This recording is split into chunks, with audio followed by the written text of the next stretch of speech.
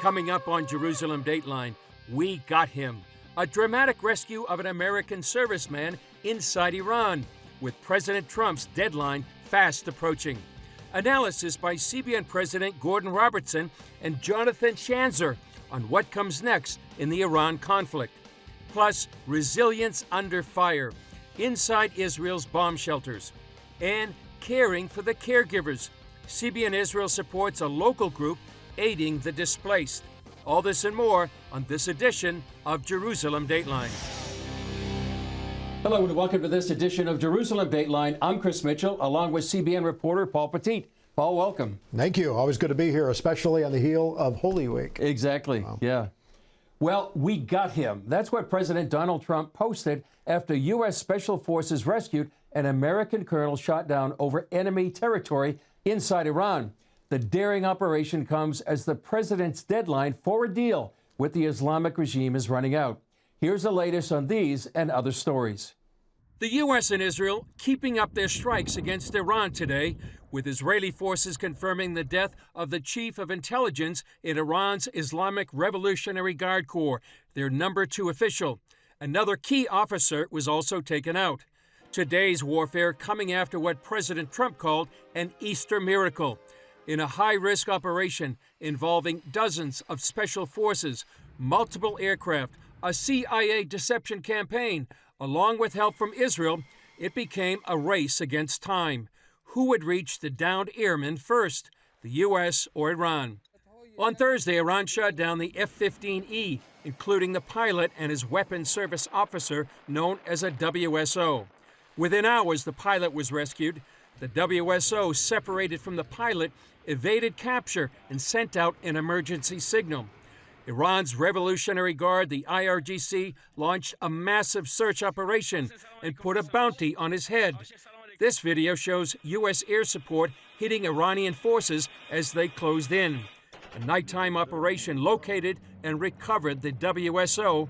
2 aircraft became disabled and had to be blown up to prevent sensitive equipment from being captured.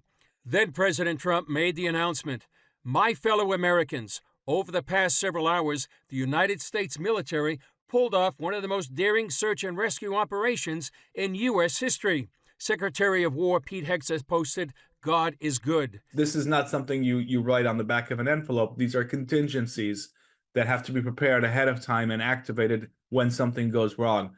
I think this extraction operation is going to be studied by special forces all over the world, including Unit 669 in the Israeli Air Force. Really a phenomenal extraction operation. We can only salute these personnel. They're the best in the world. Israeli Prime Minister Benjamin Netanyahu praised the operation. All Israelis rejoice in the incredible rescue of a brave American pilot by America's dauntless warriors. This proves that when free societies muster their courage and their resolve, they can confront seemingly insurmountable odds and overcome the forces of darkness and terror. Meanwhile, the clock is ticking. On Truth Social, President Trump set a deadline of Tuesday, 8 p.m. Eastern Time to accept his terms. According to the Wall Street Journal, Iran has refused a temporary ceasefire in exchange for opening up the Strait of Hormuz. Without a deal, President Trump is threatening to destroy Iran's electric grid and send it back to the Stone Age. On Sunday, an Iranian missile hit an apartment building in the northern Israeli city of Haifa. 4 bodies have been found. 4 other people were lightly injured. And in a new development, President Trump told Fox News he sent guns to Iranian protesters through the Kurds, but thinks the Kurds took the guns. All of this as the president plans to hold a press conference at 1 p.m. U.S. Eastern Time today, and as mediators are circulating another new ceasefire proposal, with the president's deadline getting closer. The U.S. F-15E fighter jet went down deep inside Iran while on a mission as part of Epic Fury. Both members of the crew ejected from the aircraft and landed alive. On Iranian soil, I immediately was asked to make a decision. I ordered the U.S. Armed Forces to do whatever was necessary to bring our brave warriors back home. A risky decision, because we could have ended up with 100 dead as opposed to 1 or 2. The pilot, rescued in a daring daytime operation with U.S. aircraft holding off Iranian forces trying to get to him first. The second operation, much more difficult. Comparable to hunting for a single grain of sand in the middle of a desert. The rescue efforts included 155 aircraft, dozens of soldiers on the ground, and a CIA deception campaign to throw the enemy off track. So in a breathtaking show of skill and precision, lethality and force, America's military descended on the area, the real area, engaged the enemy, rescued the stranded officer, destroyed all threats, and exited Iranian territory while taking no casualties of any kind. Iran's military, and we know this, is embarrassed and humiliated, and they should be. Secretary of War Pete Hegseth said the airmen evaded the enemy for more than a day, scaling rugged ridges as they hunted him. When he was finally able to activate his emergency transponder, his first message was simple, and it was powerful. He sent a message, God is good. Hegseth drew a parallel between his journey and the weekend holiday. You see, shot down on a Friday, Good Friday, hidden in a cave, a crevice, all of Saturday, and rescued on Sunday. Flown out of Iran as the sun was rising on Easter Sunday. Meanwhile, time is running out on the president's deadline for Iran to reopen the Strait of Hormuz by 8 p.m. Eastern Time tonight. Iran rejected Trump's 45-day ceasefire plan and says it wants a permanent end to the war. The president threatening to bomb bridges and power plants, crippling Iran's economy. The entire country could be taken out in one night, and that night might be tomorrow night. In a social media post in Farsi, the IDF warned Iranians not to travel on trains until 9 p.m. Iranian time tonight. Iranian leaders are calling on young people to form human chains around power plants to protect them from bombing. Julie Stahl, CBN News, Jerusalem. You know, Paul, this whole story sounds just like a movie. Like you're going to, on the edge of your seat, all the things that he did to evade escape, all the deception by the CIA, really a remarkable story. Yeah, exactly. You know, who gets the TV rights or the movie rights to this is what we were thinking. But yeah, but when you go inside and realize this man was up in a mountain, and they say go to high places, they're trained for this kind of thing. That's right. But then his first word out, you know, code word, God is good. I mean, that is about as remarkable as it gets. Exactly. Yeah, and then the way Secretary of War Pete Hegseth really compared what happened on a Friday, Saturday, and Sunday. He was sort of, you know, ejected on a Thursday, Friday, and then released on Easter Sunday morning.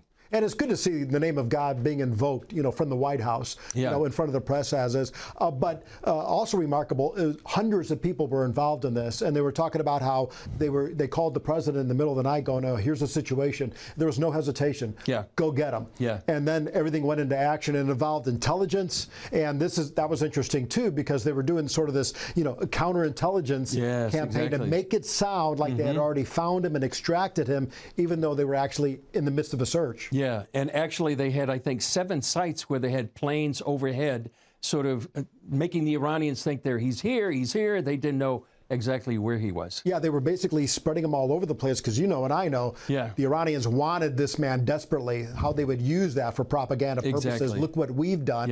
And that was snatched right out of their hands. And the CIA director, as well as Secretary of War Pete Hegseth, said, you know, sorry, you know, it's an embarrassment for them. And in fact, it was. He was right within reach. They weren't able to get him. They didn't get him. The war between Iran, the U.S., and Israel has now entered its 6th week. The questions are, what is the end game, and is there still hope for regime change? CBN President Gordon Robertson had the chance to speak with Jonathan Schanzer. He's the executive director of the Foundation for the Defense of Democracies. Here's what he had to say. As I've heard it from folks in the know, you know, within 4 years, the regime could be back and stronger than it was if we're not careful. What I really want is an outcome where the U.S. says, we did this. The regime has fallen. The Middle East has changed. We now see an era of prosperity and more stability in the region.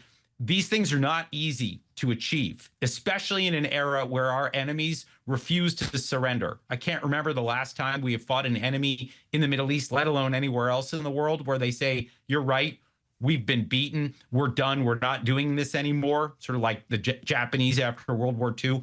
It just doesn't happen, but we can still impose our will. We are a superpower here. I want to see us bring down the regime. I think it's possible to do it in another 2 to 3 weeks, but it will require us to solve for Strait of Hormuz. And the U.S. needs to gain more of an advantage here, have more leverage over the regime, and then force them to capitulate. This is what Donald Trump seems to be aiming for, and I sure as heck hope that he's able to do it.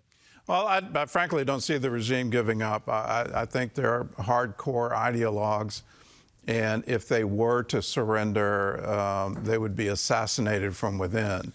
They so desperately believe in their ideology, even at the expense of their own population. I don't think they view themselves as Iranians. I think they view themselves as some kind of army of Allah, and they are trying to impose that on the world. Iran is just the sort of the staging ground for it, but they want the world, and if they give that up, it means they've given up their self-identity and their reason for being. So I'm not seeing that. Do you see the civilian population? We call them revolutions, but protests in the streets that are unarmed and don't have any military support behind them. Do you see that having any impact on the future here? Look, the Iranian people are the key to all of this, right? I mean, we can try to bomb them into submission. I don't know if that's going to work. We can put boots on the ground, as I think Donald Trump is threatening to do, but I don't think we want to have hundreds of thousands of troops. I think, we're loath to do that in the political environment in which we operate right now in the United States. So what that leaves us with is the Iranian people. And I do think that, they have come out multiple times since 2009 protesting this radical regime. You are 100% right. There's nothing Iranian about this regime. They are a radical Shiite revolutionary regime. It is a toxic ideology, and it needs to be brought down. It's the people of Iran who are more secular in nature, more pro-America, more pro-West, more pro-Israel. We need to get them what they need. I mentioned this earlier. We need to get them cash. We need to get them weapons. We need to get them intelligence, communication systems. We need to help them organize, because that is, after the guns fall silent, let's say we don't bring down the regime, they are our big hope here. They're the ones who can actually get this done. Now, they just suffered a significant beating, right? I mean, the regime killed 35,000 people in the month of January. This is a massive war crime. And of course, people in Iran are afraid to come out of their homes again. By the way, they're afraid because the bombs are still dropping as well. But these are the people that we need to invest in. I hope they're ready. I hope most importantly, I hope they're unified and brave, because we need them to be both if this thing is going to succeed. Despite heavy losses, Iran and Hezbollah continue missile attacks on Israel. And when those warning sirens sound, tens of thousands run to bomb shelters. Paul Petit here provides a glimpse of what happens when the alarms go off. Take a look. Missile alerts, an all too familiar sound across Israel. Day or night, when sirens blare, everything stops, and it's time to run for shelter. How many times have you had to take cover since the war began, if you guessed? Dozens. I don't know if I could count. I mean, maybe 15, 20 times. Israel's Home Front Command has issued hundreds of these alerts since the war began. The alarm goes off, and for a minute, I'm like, I go into that PTSD mode. When it happens, instinct takes over, and you rush to shelter. Outside, you find cover fast. On the road, even an overpass can become your only protection. There's trauma attached to the experience. This gives you an idea of just how wild it gets when the sirens go off.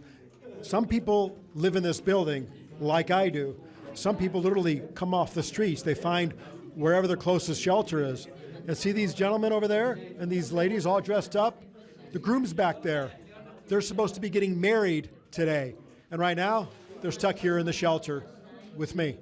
We were on our way to the wedding. We were doing an outdoor photo shoot.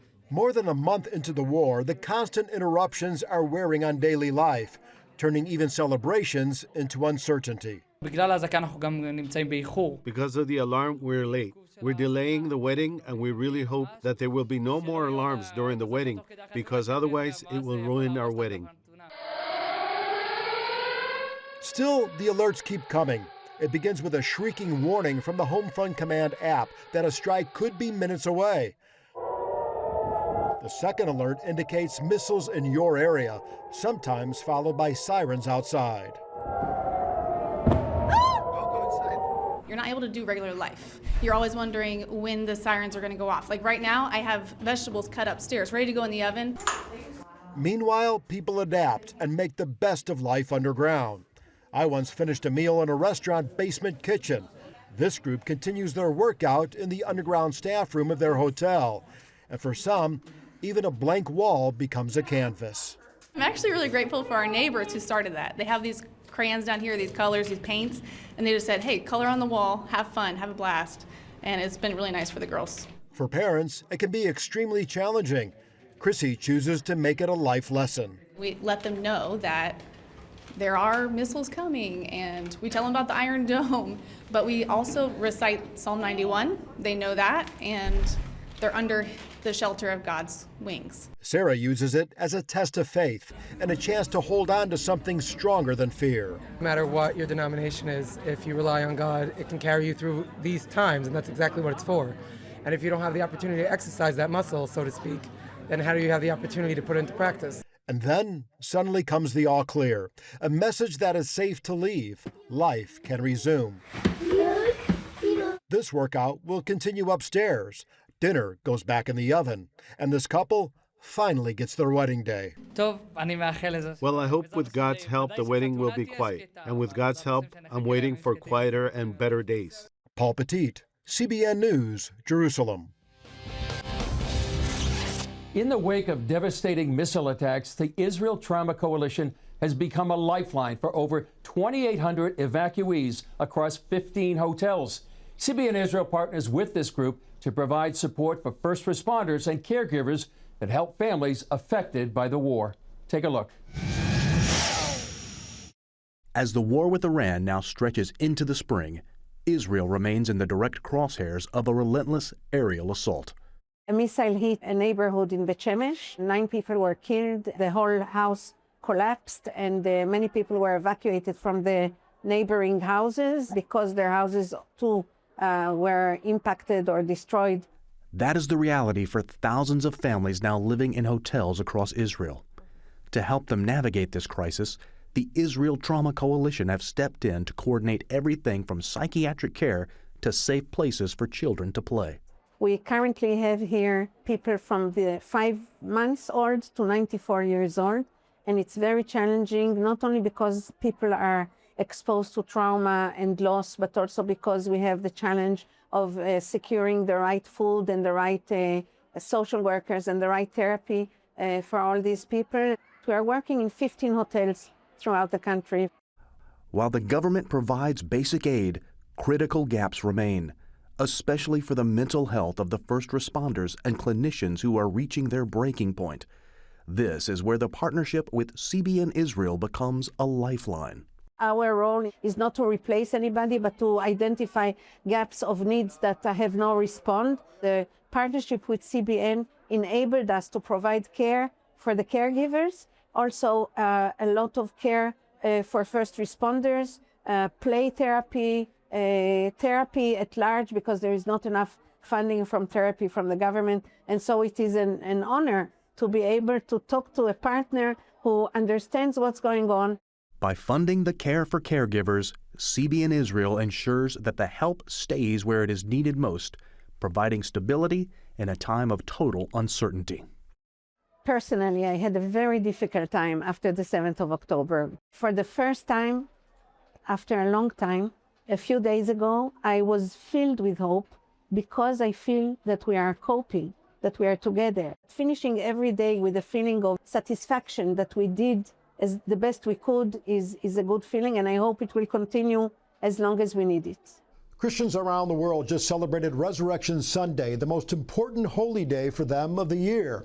And as Paul Strand reports from Jerusalem, 40 days before the crucifixion on Mount Tabor, Jesus gave a preview to 3 of his disciples about what was to come. Here's his conversation with Georgian and Coco Banoff. The Gospels describe the transfiguration of Jesus on a mountain before his death. Matthew writes, "There he was transfigured before them. His face shone like the sun, and his clothes became as white as the light." Luke recounts, "The appearance of his face changed, and his clothes became as bright as a flash of lightning." 2 men, Moses and Elijah, appeared in glorious splendor talking with Jesus. It's a preview of how he'd be transformed after the resurrection, but also how believers in him will be transfigured. As 1 John 3 puts it, when he appears, we shall be like him. So that powerful manifestation is just a prelude of what's going to happen to us. Bible teachers Georgian and Coco Banoff emphasize the huge benefits Christ brought us through his death and resurrection. That glory is also ours, that resurrection, life, glory, joy, happiness, peace. According to the Apostle Paul, we will have glorified bodies like Moses and Elijah did when they met with Christ at the Transfiguration. As Paul's Philippians 3 says, he will take our mortal bodies and change them into glorious bodies like his own. You know, the scripture says we go from glory to greater glory. That means we go from being like Adam to being like Jesus. As 1 Corinthians puts it, just as we have borne the image of the man of dust, we shall also bear the image of the man of heaven. That would be the only way humans can stand in the presence of the all-powerful, pure, and holy God. Even the Israelites quaked in terror when witnessing God at Mount Sinai. We're going to have a body that can handle his glorious presence. When the children of Israel, when he came on the mountain, they were terrified. We can't handle this, you know. So the glory body is going to help us. I mean, it's going to enable us to behold his glory and rejoice forevermore. These bodies will leave our sick, sinful flesh behind. And even now, believers can see some of the benefits. We're much more than forgiven. We're washed, we're cleansed, we're able to be indwelt by his Holy Spirit, you know, who heals us. He heals hearts, minds, souls, everything, bodies. Christ's glory and healing will belong to his followers for all eternity. As John writes in Revelation 21:4, he will wipe every tear from their eyes. There will be no more death or mourning or crying or pain. In heaven, no more pain, suffering, but certainly it starts here. It is our inheritance. We're co-heirs with Christ. Moses and Elijah appearing at the Transfiguration suggests we'll see those who've gone before us in heaven. Hebrews 12 reveals they're already watching us. Yeah, it says we're surrounded with a cloud of witnesses. Yeah, that's huge. I'm looking forward to seeing my mom. As the Transfiguration ended, God came down in a cloud, saying, "This is my beloved Son in whom I'm well pleased. Listen to him." Georgian points out that's easier than you may think, since Christ dwells in us. We need to listen to his voice, because his voice is inside. We have the mind of Christ and the thoughts of Christ, and we can hear the voice of God inside. That's huge. And right after God said, listen to him, Jesus said to his terrified disciples, rise and have no fear. That is the Bible's most frequent command, written hundreds of times, and also the best advice for living well, because fear can cripple the soul and break the spirit. 1 John 4 states, perfect love casts out fear, and free of fear, we can enjoy the benefits so richly bestowed by the resurrection. Be not afraid, because he's always with us, never leave us, never forsake us. Christ is in us, and you know, we've joined him in his death, we've joined him in his burial, and now we certainly join him in his resurrection. And now free to live our lives in God's joy, peace, and love. Paul Strand, CBN News, Jerusalem. Well, that's all for this edition of Jerusalem Dateline. Thanks for joining us. And please remember to follow us on social media. And please keep praying for wisdom for President Trump and Prime Minister Netanyahu, and that justice and freedom would be brought about in Iran and all of the Middle East.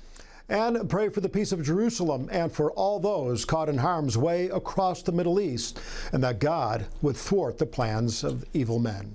I'm Chris Mitchell for Paul and me and for all of us here at the Jerusalem Bureau. We'll see you next time on Jerusalem Dateline.